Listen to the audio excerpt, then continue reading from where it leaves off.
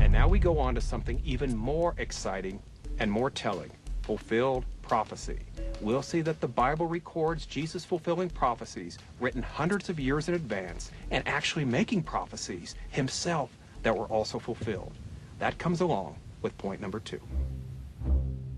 The second and one of the most powerful lines of evidence for the truthfulness of the Christian faith is predictive prophecy. We will see that Jesus miraculously fulfilled prophecy when he came to earth the very first time, and that he himself made predictions that were fulfilled.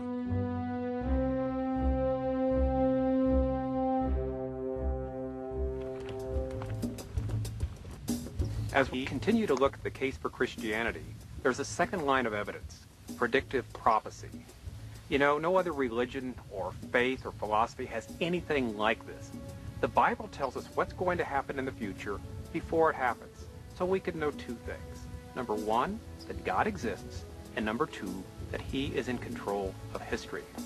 Well, Jesus Christ not only fulfilled prophecy when he came the first time, Jesus was also a prophet of God who made predictions that were fulfilled. Let's just look at a couple of them, shall we? Before Jesus came into the world, the Old Testament predicted a person who would save Israel's sins. He was called a variety of names: the Deliverer, the Anointed One, or the Messiah. Now the question is, how would the people know who this Messiah was? Well, God made it so clear there was going to be no doubt whatsoever. How did he do this?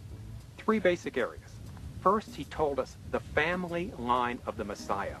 2 Samuel chapter 7, verses 12 to 17, God told King David that the Messiah would be one of his descendants.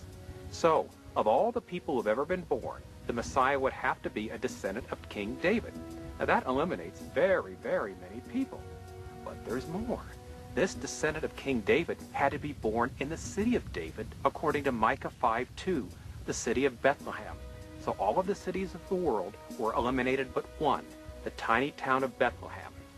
So the Messiah had to be born a descendant of David in the city of Bethlehem. But according to Daniel 9:24 to 27, the Messiah also had to come before the temple was destroyed. In fact, Daniel said he's going to be killed before the temple is destroyed. The temple was destroyed in the year AD 70.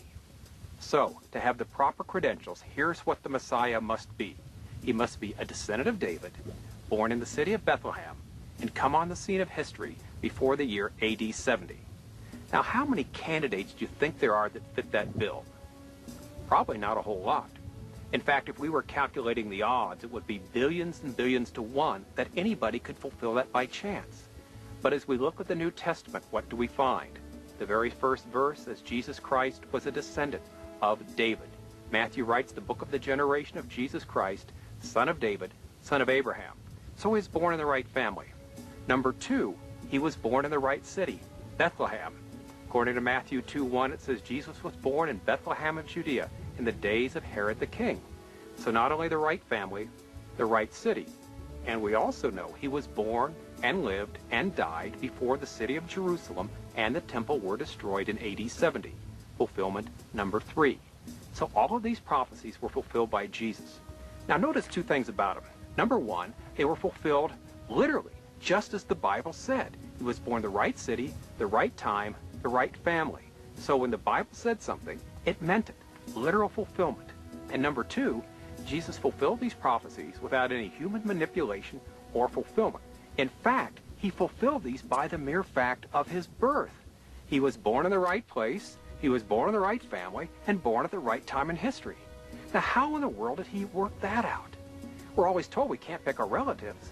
Well, Jesus was born in the family line of David, the city of Bethlehem, before the temple was destroyed. So before he said a word, before he did anything, he miraculously fulfilled these prophecies. How did that happen? Well, it's God, the one controlling the future, controlling history, told us exactly where the Messiah is going to be born, when he's going to be born, and to what family. Jesus fulfilled them all. So how do we conclude this? Well, the Bible not only gives us miracles we should believe in about Jesus, it also has Jesus himself telling the future and himself fulfilling prophecies of the Old Testament. So predictive prophecy, another evidence, another reason to believe that Jesus Christ is everything that he claimed to be. You know, there are many objections that people give to Bible prophecy, but the main objection usually is this: it's a coincidence. It just happened by chance.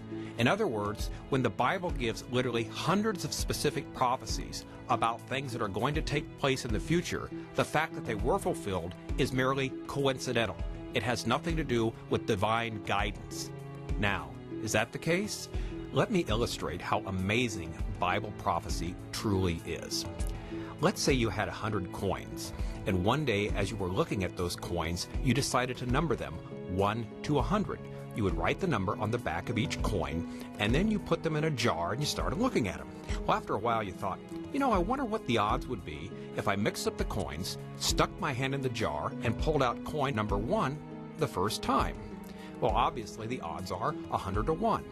Now let's say for sake of argument you mixed all the coins up in the jar, put your hand in, and pulled out the coin that was numbered number 1. 100 to 1 odds. You got it the first time. Well, as you're standing there looking at the coin, you ask yourself this question. Now, if I stuck my hand in the jar a second time, what would the odds be if I pulled out the coin numbered number 2?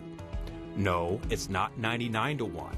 It's about 10,000 to 1 to get 2 coins in consecutive order.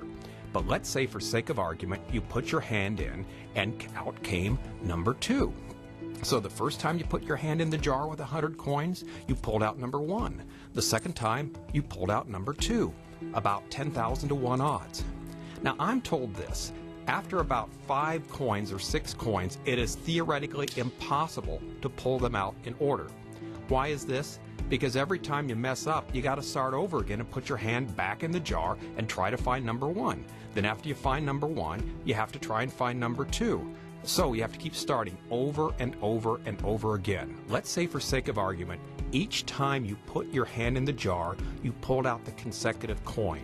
99 straight times you put your hand in the jar, and against all odds, each particular time you pulled out the next coin in sequence. Impossible? Yes, but let's say for sake of argument, you were able to do this. Now what type of odds are we talking about? Again, odds that are impossible to calculate. So, with regards to the main objection against Bible prophecy, that is, it was all coincidental, we see with the illustration of the coins, coincidence is ruled out. In the same manner, coincidence is ruled out when we look at the prophecies of the Bible and try to say they happen by chance. This is simply not possible. The Bible gives us literally hundreds of prophecies written thousands of years before their fulfillment, and each and every one has been literally fulfilled. There is no possible way we are dealing with coincidence. What we are dealing with here is a living God who does exist.